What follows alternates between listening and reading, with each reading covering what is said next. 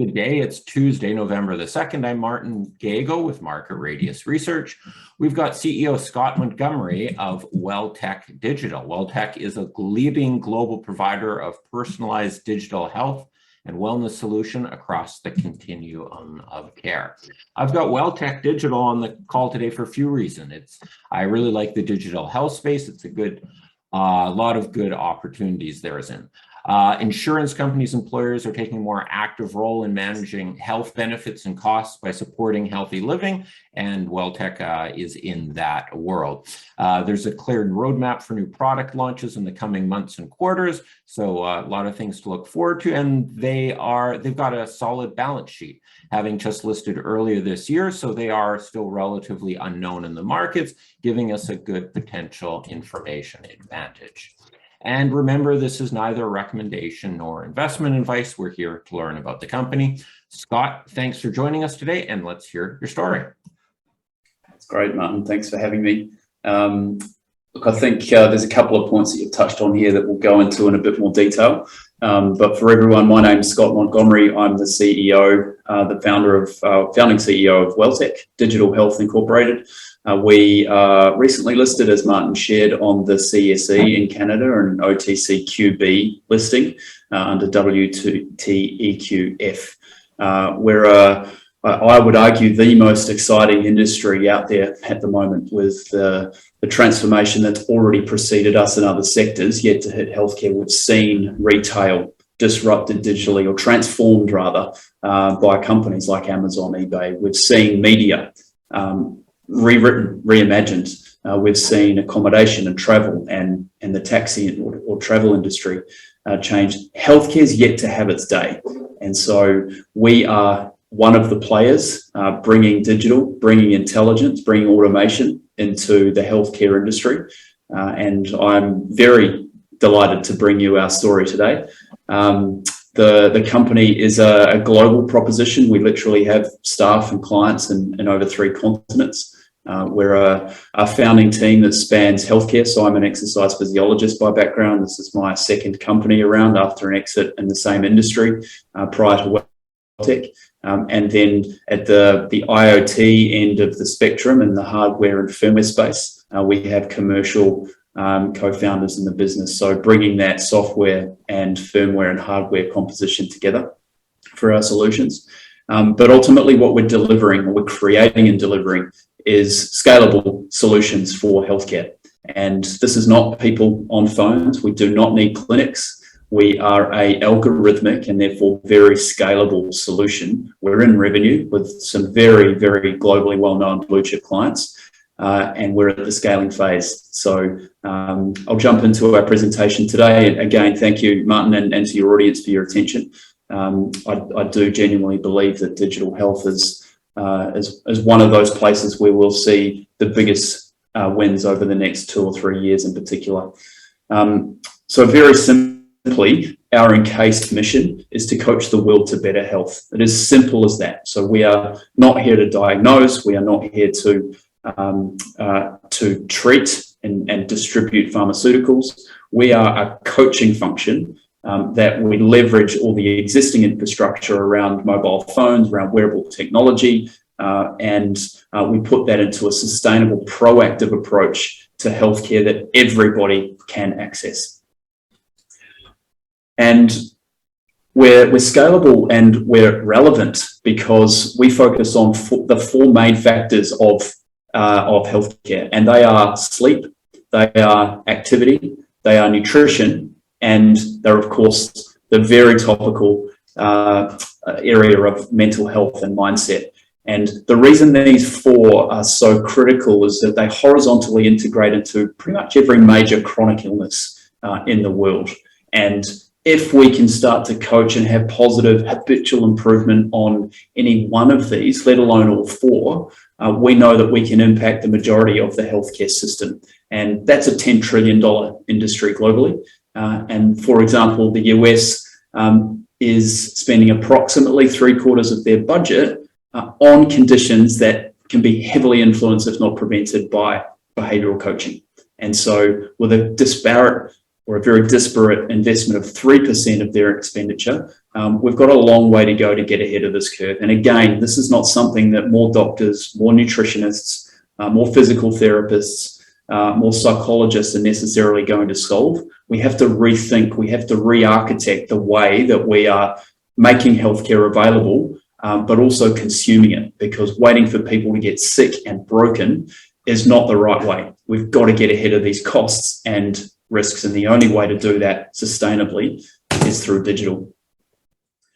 Scott, and just to that point, like type 2 diabetes, I think it is largely a preventable sort of lifestyle induced disease. And just if you could get, and that's endemic and costs whatever trillions of dollars the economy a year, that's sort of not an ideal, but like a perfect example of this kind of a situation, right? Absolutely, yeah, and you know, well, I think we've got to re-understand everyone's health profile in the healthcare system. Is that if you do have diabetes, there's a high probability that you carry other risk factors as well, and those diabetes diagnoses and treatment plans, they oscillate in and out of high cost and high need.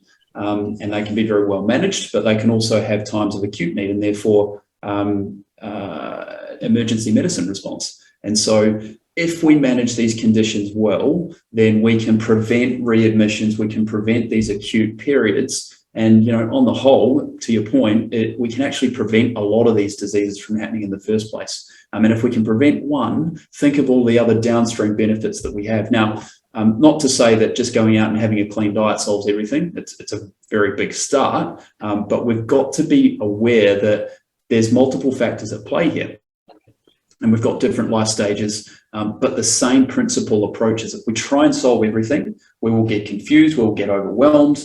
We need a university degree to understand the micronutrient combinations of many of the nutrition plans out there. We've got to keep it simple, and we've got to keep it relevant to people. And we've got to work with them in their times of need, but also in their times of motivation. And so when we talk around the continuum of care, we're talking around people going through these different phases of life. And in a corporate setting, that's, you know, very commonly, and it's going to be $100 billion industry in 2026 in corporate wellness. And this is employers investing in any support to help keep or promote and motivate their employees for becoming or remaining healthy.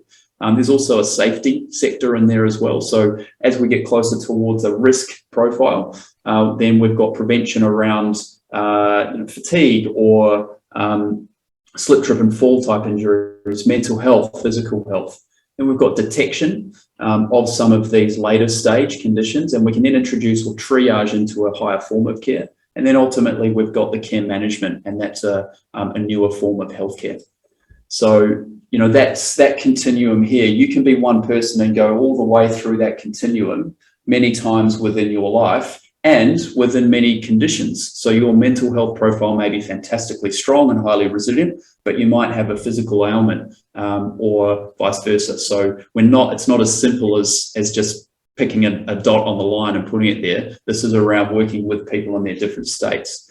And this is where digital, again, is so critical. We've seen that through this last almost 2 years that change is here for healthcare. For healthcare. And never before at the end of 2019 did we think we would have the majority of health consultations at distance through digital. Now, putting doctors on Zoom calls or Teams calls is a fantastic start, but we're literally at the start line of a marathon. And we've got to look at integrating all of these millions or more, hundreds of millions of data sets out there between disciplines, between countries, between different operating systems and privacy and security rules and regulations. And then we've got to automate that to make the consult more powerful. So healthcare was a health physician speaking to, understanding and prescribing and helping an individual. Somewhere along the line, that just got drowned in this avalanche of admin and note-taking and reporting and documentation. But that's not for a physician. That should be where technology comes in to free the physician up but also to simplify a lot of that handwriting, but jargon from the medical fraternity back to the individual, to keep it simple. We can do simple things, but we get lost and unmotivated when it gets too complex. Well, and like it's, I think a good first step, we're having digital consultations with doctors, but at the same time, doctors, I guess back in the old days, they'd be more of your health consultant. You'd go there and it's like, oh, now you go there maybe once or twice a year. They just say, okay, take these drugs. You're in and out in a few minutes. But with the adoption of technology, maybe they can do more frequent sort of updates. Hey, are you continuing your exercise program? Or through digital platforms, you get sort of nudges and reminders, that sort of a thing. So they can be part of sort of more of an integrated solution. Is that what you're saying? That they give some diagnosis stuff, and then you have technology and other platforms to sort of help you continue that care without having to talk to the doctor?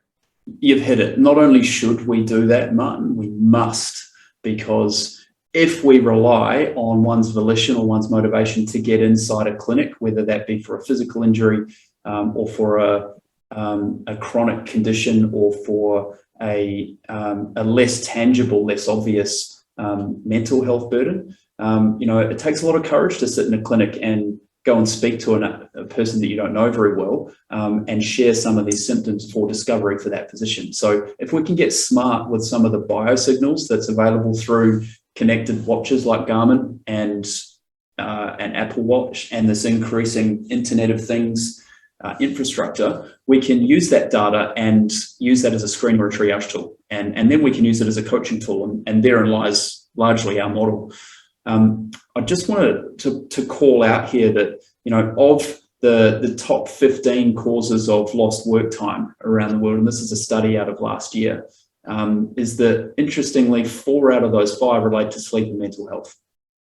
Now that's an interesting shift, because not to say that it hasn't always been there, but we're seeing the statistics now reflect that it's less of a physical focus and risk, and we've got billions and trillions of dollars in lost productivity and direct costs that employers are bearing, and they're screaming out to insurers to say help, they're screaming out to government to say help, and we need to be smart and integrated with our approach. Not necessarily holistic, we just need to be integrated.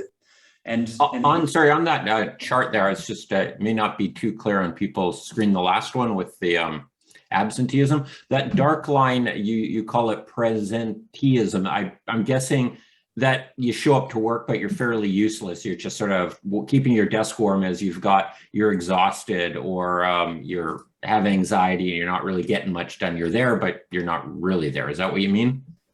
Pretty much exactly that. Yeah, there's an old adage that a lot of people used to turn up to work to not get fired, and that's basically it. If you're thinking about holidays, you're planning holidays, you're not sleeping that well, you've just had a newborn child, or you've got a health condition that's stopping you sleep, you've been traveling, you're there, but you're not there. And that presenteeism cost is estimated at up to 10 times whatever your absenteeism cost is, or more.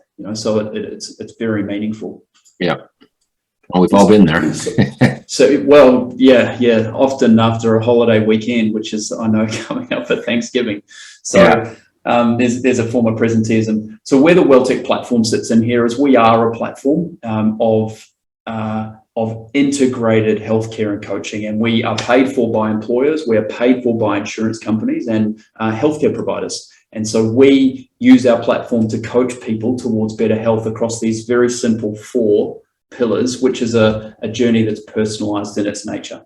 So how that works is that we take a profile, and that's an omni-data profile, so different types of information. It's history, it's medical questionnaires, it's wearable data, it is surveys, engagement scores. This all comes in to understand who you are and what you're interested in. We then present a proposed program or goal, and that goal is then leveraging tools to distribute content and coaching to you in a personalized fashion. So, hey, Martin, you're focusing on sleep. Let's stop taking caffeine after 2 o'clock today. Or, hey, Martin, you're trying to get active. Let's try and get a 20-minute walk in before lunch today. So these types of personalized coaching nudges, can then leverage gamification, they can leverage rewards, they can leverage group challenges or just very specific and individual ones.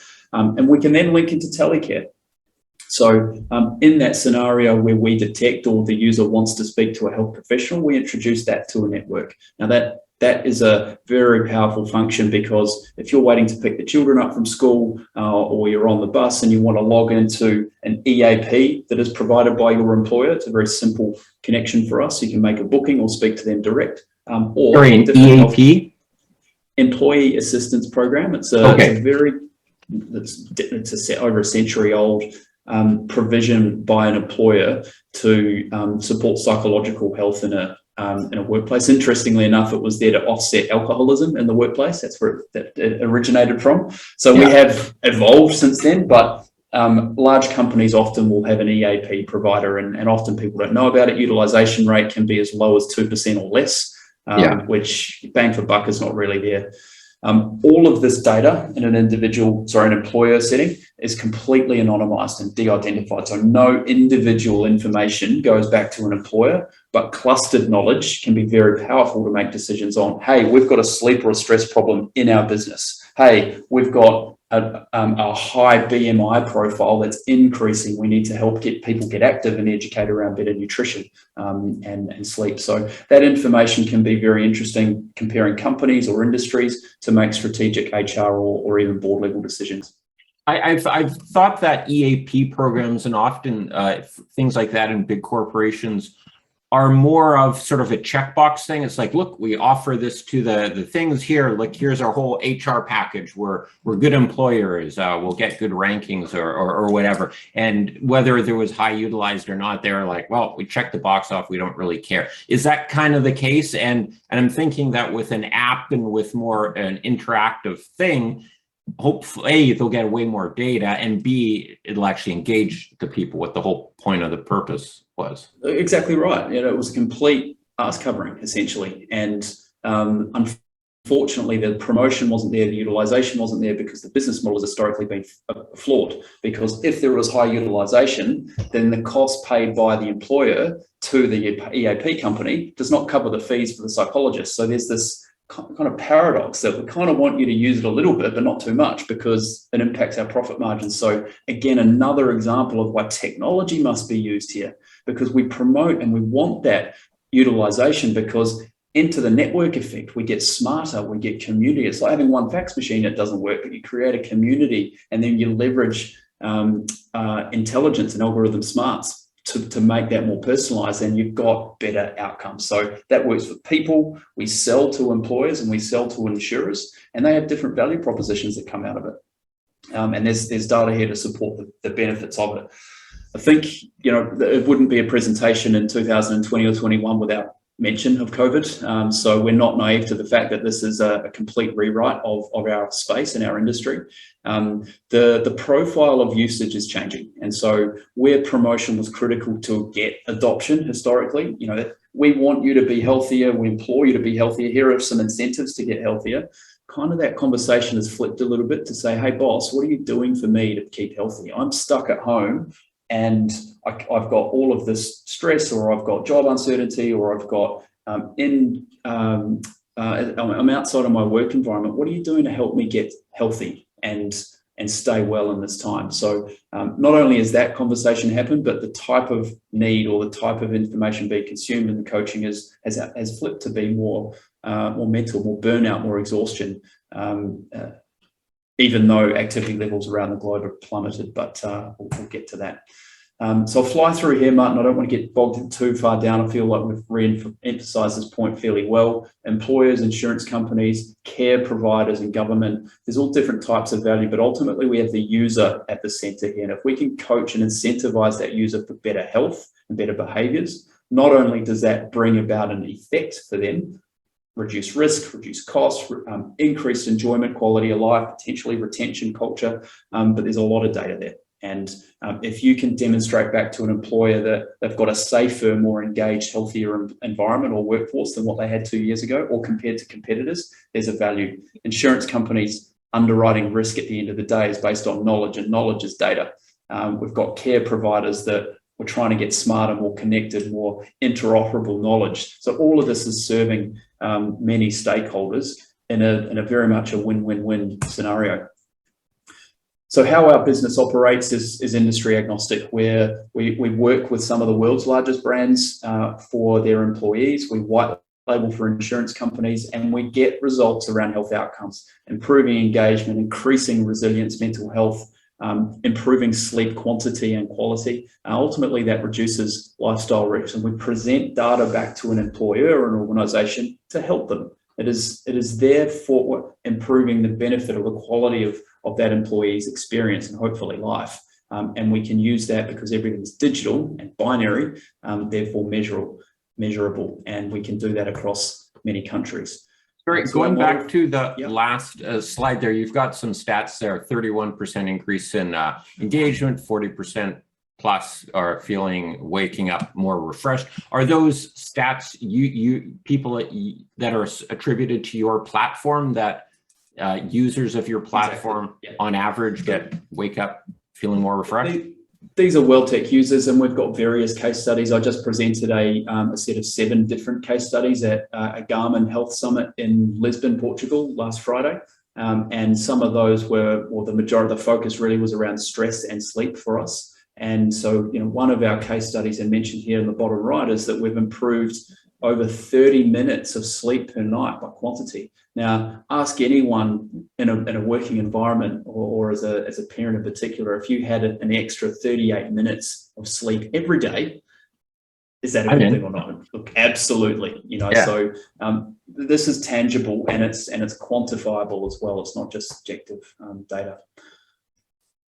So look, how we're growing, obviously growth, we're looking for users, we're looking for data. We have corporate resellers in the form of Willis Towers Watson, of Garmin, Navco. So these are companies that help go out and sell the Wellteq proposition in the Wellteq branded environment to their corporate customers. And then on the left-hand side, we have the white label insurance customers of ours. So our technology badged as an insurance company for policyholders, corporate and retail. And so this is, again, a process for us to find partners that are innovative to bring wellness to their users, but also there's creating a win-win for the entity as well as ultimately, what is the user. So we're a business that we're ideated in Australia. We've grown up out of Singapore, and we're in 12 languages, over 30 countries. So we have a diverse, multicultural strength in what we offer. And that's part of sort of growing up, and I'm in Singapore today. If I drive 20 minutes, when I can drive 20 minutes across the border to Malaysia, I've got a vastly different cultural and language and way of life approach. And so for us, we need to engage multiple countries around this Asia Pacific region, which is densely diverse. And that's given us advantage when we sell to global employers. And so, that gives us a diversity in data, a diversity in knowledge, and a diversity in the algorithm strength that we have, as well as relevance and engagement for our users. And so our approach is certainly global from the outset. We're an international universal offering, and we're looking for geographical expansion and depth. I'll get to how we're doing that shortly. So taking us sort of outside of that pure play corporate insurer offering, which is, again, we're coming up to a $100 billion industry in the next few years for corporate wellness alone. When we get to that more connected end, or that higher needs user, we do need to leverage the Internet of Things in the medical environment. We've got 2 hardware focuses into this play. So these are proprietary. They're built out of our lab in Colorado. We have a hub which connects and computes information at the end. Now, if you think of a mobile phone, and it might connect your Garmin or your scales, maybe your blood glucometer, but at some point that it can't keep computing that information. So that's where a hub is fantastic. It's got edge computing, it's got connectivity across Zigbee, Z-Wave, Wi-Fi, cellular, and so it can create a network within an environment. So think a GP clinic or a hospital. Our first use case is in an aged care setting, where we're connecting multiple connected devices, pill cabinets, light function, observational movement around the home for cognitive impaired patients. And so it's a computation capability and a network effect.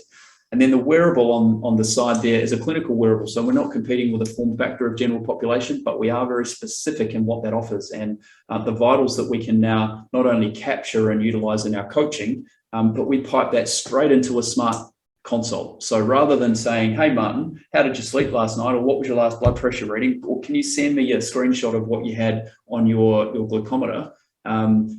This device has got the ability to pull all of that in real time into a record. And so how that looks is that we're capturing real world evidence in an ambulatory manner, in a passive manner, continuously, rather than having to wait for a clinical outcome and then getting that interpreted. So we push that back through an open spec API into the big 8,000-pound gorillas of what will be and what are becoming clinical software. So Microsoft's acquisition of Nuance, very strategic, and they're only getting started in this healthcare space. So those interoperable protocols then present and chart these grouped insights back to a physician, giving continuous insights, but also bringing relevance to everything for a user and then very targeted coaching. So that's where we're going. Just to be very clear, that's not as at today, but this month we have our hubs shipped and our wearables will be January, and we're connecting the full end of that continuum of care. And so it probably leads nicely into the growth path for us, is that we've started off in corporate wellness, and that's been my background for what will be 20 years. Understanding how to sell and to engage for a corporate setting. There's a very close relationship between an employer and an insurer. And so being able to try and reduce risk for for reduction in claims payouts is a common goal for both insurer and broker as well as employer. And so for us to work with both of those players or stakeholders to reduce that risk and cost is a very aligned goal. And we're doing that. We have been doing that. We are doing it, and we're expanding our reach into doing that. With that data set and the intelligence and the personalization, we're able to then more personalize those offerings. So getting more deep into not only just sleep, but what are the different disturbances of sleep? What's your chronotype in a sleep profile? Is it you can't get to sleep, or you wake up a lot, or you don't wake up very well, you have disturbed sleep? What is it? So understanding where that sits for you allows us to coach more specifically. And there, it gives us detection opportunities for an encouraged earlier intervention, whether that be a referral to go and see your traditional GP, or to connect with a virtual consult. And in time, our model is that the solutions that we have in those targeted programs and those software and hardware offerings will be prescribed back to higher risk or higher need individuals. So closing that loop, ultimately, that's a smarter form and a more proactive form of healthcare that we can not only do in one country, but we can do in many countries. And we've already got a footprint across corporate wellness in over 30. So we're off to a fantastic start. There's just a little top piece there around our acquisition strategy. So we raised $9.5 million with Canaccord and Gravitas to list on the Canadian exchange earlier this year. So we're very well capitalized. Our acquisition strategy is clear on geographical expansion and product velocity, specifically within our pillars. So we're not looking to go out and buy big businesses. We have the technology core, and this is just a more rapid acquisition strategy. But we don't foresee raising capital outside of transformative opportunity in the next 18 months to 2 years. So basically, your acquisition strategy is smaller, maybe some transformational ones, but some smaller acquisitions to add technology, or if you can buy a company that's really strong in Italy or someplace, and getting customers in a geography or technology. Those are your main points. Exactly it. It's bringing pace into our organic plan is what we're doing. So we have the technology, we have the infrastructure. This is around expansion now. There's always work to do. There's always refinement and further sophistication that you will build in, and that's where the majority of our investment is going into sales and marketing staff and product development staff, data scientists, computer engineers, project managers and owners to build out that velocity, essentially. And some recent news from us, we're fairly active. We're on average since listing about a news release a week to a week and a half. And our last two have been in and around sleep. We're very vocal and very advanced in this space, in a corporate setting in particular.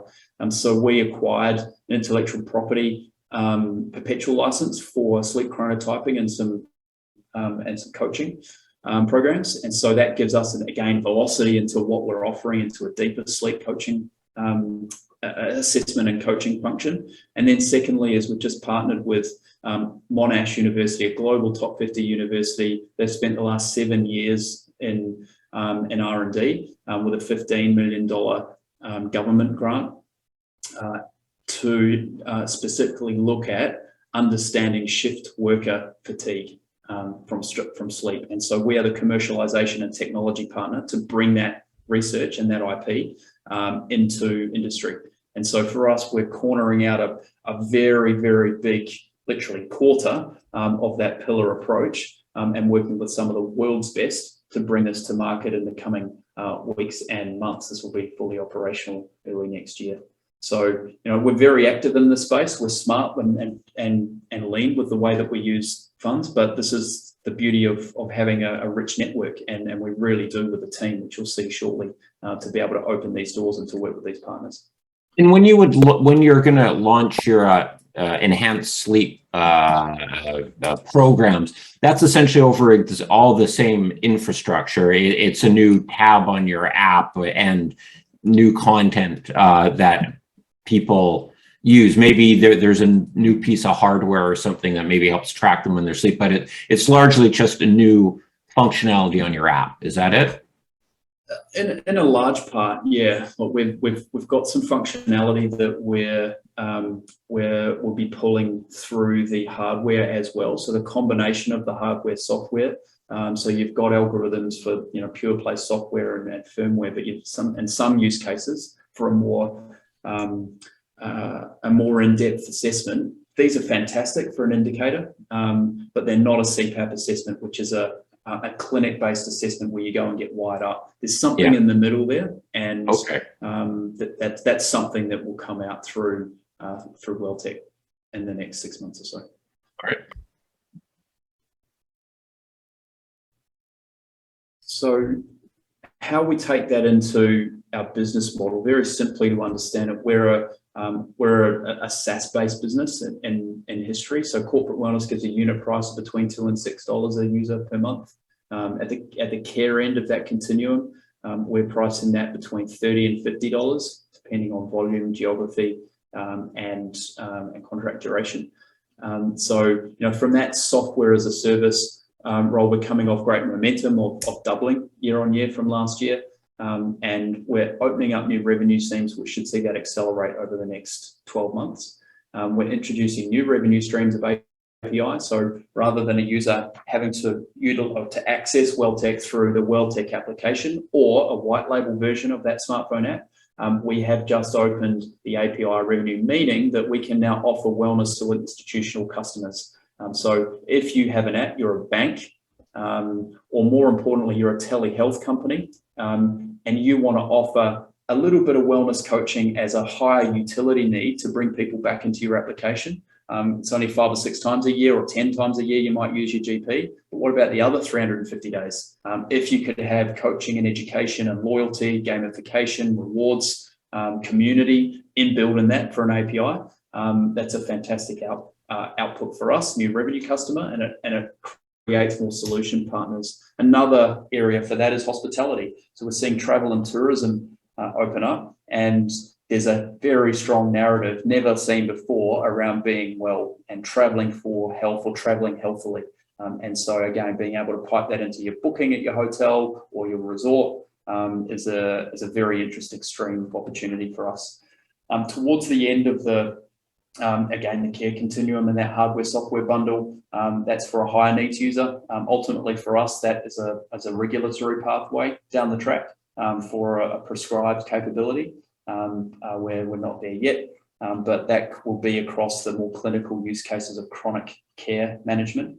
And then lastly, we've got a marketplace. So if we sell a wearable or a blood pathology test or a telehealth consult, we put a small margin on that for an additional revenue stream. So for us, it's about leveraging our existing revenues and software as a service or SaaS, is around establishing and getting some volume through the new revenue services or streams in the API sector, and that hardware software bundle. So that's our focus over the next year. On the SaaS part of it, sorry, going back to the you, on the one side you've got $2 to $6, then $30 to $50. On the $30 to $50, you call it on the care side. Would that be sort of for institutional settings where there's people in a care home, or that could be something that, let's say, if I'm a more complicated health issues, I would be on that kind of a plan at home trying to manage my diabetes or whatever. Exactly. Yeah. So you've got your lower touch. Higher volume, if you will, and you're more of your wellness end, and then your high sophisticated and more ritual personalized is unfair, more targeted experience with obviously with different functionalities in there as well. So there is a very different experience in the care end compared to the wellness end. Gotcha. And that would be a continuum. There'd be some options that would be like a $15 a month plan because it adds in a bit of both sides, I'm guessing. Yeah, there is. And there's also multiple payers within that range as well. So some of that mid-range is still being firmed up because we've got a very quickly changing landscape of mainly of data classifications and securities. And so the way that's offered to an individual or mainly to an individual is really interesting. So you've got the Apple model where they've come in and said, okay, we can sell you an iPhone, we can sell you a laptop, and now we can sell you fitness classes somewhere in the middle there. Now, if you lump in your music and your fitness and your hardware, then we'll give you an all-in lower cost offering. And there's a way that sits in here with us as well. But our immediate focus, that's probably step 3. Immediate focus is to expand on wellness and to unlock or commence that clinical revenue stream. In time, there'll be a middle, but for now, it's the 2. On your business side, from where do you see yourself getting more the earlier sort of acceleration of growth? Is that going to be more on the wellness side or more on sort of the care side? In terms of what type of growth, you've got, geographical growth, user growth, revenue growth. On the revenue growth side, obviously you need to kind of add 10 times more wellness people to get one sort of care person broadly, but there are a whole lot more wellness client. That's sort of the more low-hanging fruit. Where do you see your business getting more on the traction side? And I'm guessing the wellness is more to do kind of on the corporate health, like health insurance side, like preventative stuff, where the wellness, the care side is more through the hospital and your primary caregiver in that. Oh, it is. It's a harder environment to get into. The care side is a high needs user, and it's a higher cost to play. And so for that reason, we're going to have less users in the care model than we will in the wellness model. And so there's another market segmentation in here for maturity. And if we expand, it's not even just specific to wellness and healthcare, but the way that the more advanced, if I can, countries, so in particular mental health, anxiety, stress, sleep disorders, in Canada, in the UK, in Australia, in the US.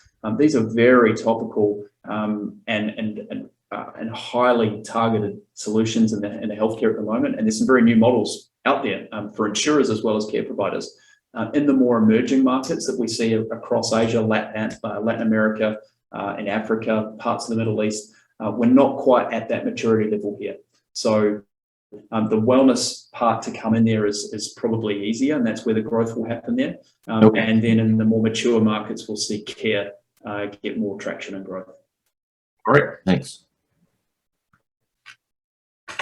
So look, to come towards the back end here, as a relatively newly listed company, we've got a use of funds, which is team and velocity.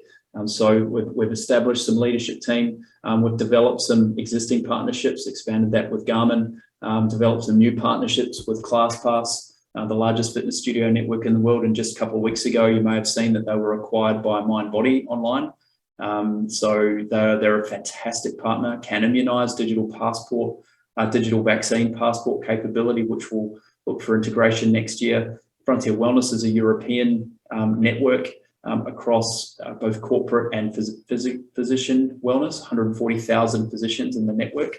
And then LifeSpeak, again, a newly listed Canada company, which is in a wellness space. So we're a solution partner or a supply partner of ours. Revenue streams is to expand and to establish, so expand on our current revenue streams in SaaS for corporate and establish those new API streams. And the next priorities are expansion. So getting these out and growing, putting these new team members to effect, and to build on the current partnerships and expand those geographies that we already have. The team, I'm very humbled and really proud to work with all of these names here on our board. We've got Dr. Peter Vaughan out of Nova Scotia, so former WebMD CEO, former Deputy Health Minister out of Nova Scotia, former surgeon himself. He's currently also the chair of Health Infoway in Canada, so the federal arm of spending to innovate healthcare across Canada. And Peter's a fantastic chair for us and speaks to our seriousness about expanding that continuum of care into health. I've got Jack Bullen, based here in Singapore now, who's worked around the world in finance and M&A and public-private privatisation of healthcare. New York, Amsterdam, Paris, Sydney, now Singapore. Brian Leaners is the co-founder of Wellteq on the IoT side. So he comes back from a background of commercial IoT, sensor technology, and as helping building out the WellteQ Plus side, or continuum of care. And then Andrea Johnson recently joined the board, is also on the board of Denton's law firm, so specialty in small to mid-cap M&A for technology companies, right up our alley, and also an advisor to the global board itself. Our management team is equally disparate. So we've got our medical officer, George, up in Texas, who comes from a very rich background of executive physician positions for some of the biggest and well-known companies on the planet: WebMD, GlaxoSmithKline, 3M, H Corp, Christus Health. So he's seen a lot, and he's a population health and epidemiologist expert. Very good for health at scale. We've got Andrew, who is a data scientist, who's our product officer. So when we say we're a data-driven business, we are a data-driven business in terms of everything that we do with our product. Comes from a background of credit risk profiling, so understanding future risk in a financial sense. Do I lend money or do I not? And running loyalty teams for GE. True engagement and call to action, which is pretty powerful for behaviour change. I've worked with James for over a decade in my last company as the COO of the business based out of Sydney. So strong workplace health knowledge and experience. We've got Daniel, who's an enigma of software and hardware architecture. So he is the design mind of how all of this sticks together in a scalable and a performant and a secure and private manner. And then we've got Ollie, who from a growth function, it doesn't get any better. He has worked at the performance level himself with some F1 clients in his early days. He was the sales director lead of the company that was bought by Virgin Pulse, the largest corporate wellness company on the planet. He got that company to over 180 countries in corporate health. So he's been there and expanded companies before, and he spent the last 7 years on the insurance side of the desk, where he was the lead of the digital health proposition for Australia's largest health insurer. So, these are just some of the management team. We are surrounded by world-class caliber here in every sense, and it makes all of the vision, ideas, and the strategy. It gives it the concrete and the gravity pull it together, because these guys have done it and are very, very capable and are doing that at the moment. So to round that out, Martin, I think that just to rehash on the opening, the biggest investment opportunities described by Scott Galloway is where the intersection of technology and healthcare meet. That dispersion of clinic relationships or healthcare from the clinic into the community is where that opportunity is, and that's our business and that's our sector. We've seen that evidenced by some recent activity corporately. Livongo's acquisition by Teladoc for $18.5 billion. It's a telehealth company buying a coaching company. We've got Amwell buying two companies for an aggregate $320 million spend for what was $15 million in revenue. Very powerful multiples there. Microsoft's acquisition of Nuance for natural language processing into healthcare, and we've had Babylon recently, 2 weeks ago, list in New York and operating very powerfully in the triaging space for healthcare. So we've got already some big transactions, and our peers are equally in hundreds of millions and billions of dollars of value. I mentioned Virgin Pulse, Dario Health are a condition management company based out of the US. Well Health is a beacon out of Canada, and we've got some great comps in the tens, hundreds of millions and billions of dollars. So when you put what that compares into us, we've got just under 106 million shares on issue, a market cap which from an investment standpoint is as good as it gets, of $9 million with just under 7 million in the bank. So our EV is as skinny as it gets. We've got corporate partners, we've got momentum in SaaS and New the Growth, which are over doubling year on year, and we've got the team to execute. So we've got good insider ownership. We have a very well banked, very clear strategy, and we're just about to execute. We're about execution at the moment. So from a capital structure and a financial offering, we're very buoyant around what the next 6, 12, and 18 months brings. Given the skinny enterprise value, give hardly a difference between your market cap and your cash position. What is your burn rate, or how much your cash position? How far does that take you? We're burning about 300 to 350 grand a month at the moment. So when we've got 6.5 mil there, we've got plenty of cash. The job is to increase that burn, to put that money to work. And that's in a sales and marketing and an inorganic strategy and a product velocity standpoint. So we've got the position, I won't say luxury, but the position here that we are aggressive. And for us to establish partnerships with companies like Monash to acquire perpetual licenses like we've done with the sleep chronotyping, we'll see that expand out into the pillars and the programs that we deploy on the back of that. We can take from a $6 revenue per user out to a $30 to a $50 revenue per user. So we have very exciting growth ahead of us.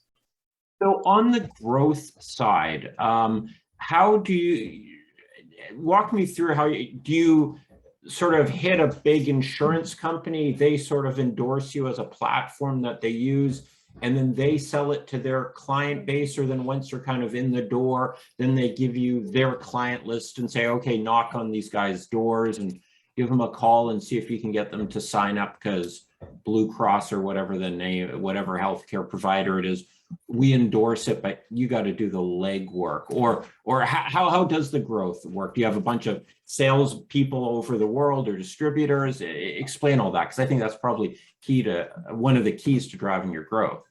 Totally. Yeah. And you're right on both of those. So we do have a direct sales workforce that we're building out. So that's sales and digital marketing and campaigns. And that is, a sales personnel to engage a company to sell digital wellness to in a corporate setting and an insurance setting. The sales cycle for enterprise is anywhere, the short side of things is probably 2 to 3 months. On average is sort of 6-ish months. And the larger end for the insurance sales that we've had are over a year. So there is a lead time to these deals. To give you an idea of scale, we've got in the insurance sector, our 2 white label customers. One is more so, this is to corporate, so they do go out and sell it to their clients, paid for by the insurer. And then the other one is direct to consumer as a benefit of having a private health insurance policy. And so there are 2 different models there. The scale of each of these insurance companies is in the millions rather in the thousands or tens of thousands. So it's worth investing that time up front to get those bigger customers. But therein lies also the opportunity as well, because if we can figure out how to automate and shorten that onboarding or that business development cycle, and there's a huge opportunity in offering enterprise grade corporate wellness to SMEs that is relatively untouched at the moment. So we've automated an aspect of health coaching and support. Now, to extend that out into a customer onboarding and acquisition is part of our focus. So we'll see some of those engagement times come down from an average of sort of 6-ish months into click and pay and you're away. So that's probably interesting and exciting from the corporate wellness side. On the other side, API. So where we offer a software, an SDK, a software development kit, into an institutional customer for them to code it in and then set it out to established audiences like telehealth audiences, like banking audiences, like hospitality audiences. That's probably one of my most exciting projects at the moment, is to see that underway, because you can go out to a customer base of tens of millions very, very quickly. And so I'm very eager to see how that works. In the healthcare space, it's widely speculated that one of the main sort of opportunities that Apple sees is within the healthcare space. Their watch, and they're trying to figure out new sensors and correlate all sorts of new data and so forth. Do you view them as a big threat, or is that more of an, like, if they've got new sensors and there are more Apple Watches out there, then that's just another sort of data collection point for you? How do you see Apple fitting into this? Yeah.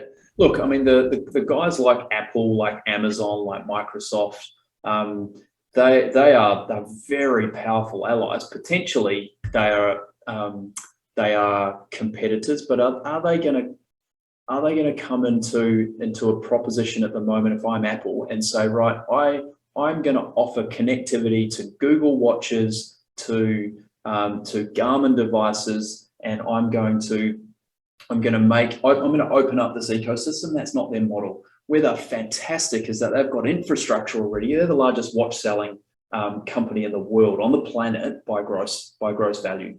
And so that infrastructure there, if I'm an Apple Watch user, then I can't communicate with my wife, who's a Garmin user, or vice versa, in that ecosystem. And so being able to open that up and to bring that community together is a real selling point and point of view for us.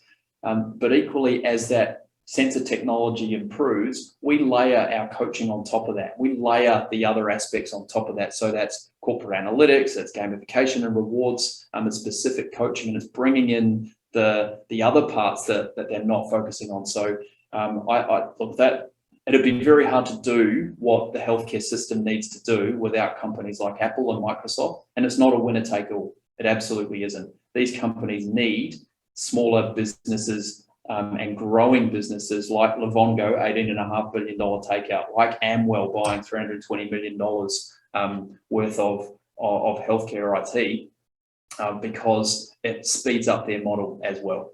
What kind of news flow or what sorts of things should investors be looking from Wellteq here over the next 9 months?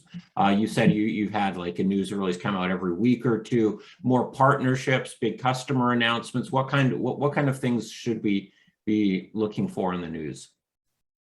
I think we're active. We're a company that are signing up new customers. We're a company that's launching new products, that's making investments into our product. But the real value announcements to keep an eye out for are our roles in some of the clinical research projects that are happening, and these are around the world. They're not specific to any geography, but we as a platform have multiple use cases, and if I'm looking at this opportunity as Wellteq as an investment, through an investor's eyes, I'm going to look at, okay, that's great, and I think the story makes sense. I think you're already in a number of countries, so you can obviously execute. It's around, can you continue doing that? And if you can prove out your new revenue streams, and if you can grow your current revenue streams, I know that you've got a lot to offer. So if I'm an investor, I'm looking for those things. And, you know, in the next 3, 6, and 9 months, we'll see new products, we'll see new revenue streams, we'll see new geographies. It's all coming. So that would be my take, Martin. All right. Well, Scott, thank you very much for taking the time to chat with us and laying out the Wellteq story. And I hope you guys succeed for numerous fronts. As A, success is good, and then B, if you're succeeding, it probably means that people are getting healthier and the world's getting a little bit better. So thank you very much. And hopefully we can get you back in a few months and you can give us an update on how things are progressing. Be delighted to do that, and thanks for your interest and attention, and to your audience as well. So thanks, everyone. All right, thanks a lot, Scott. Have a great day. Cheers.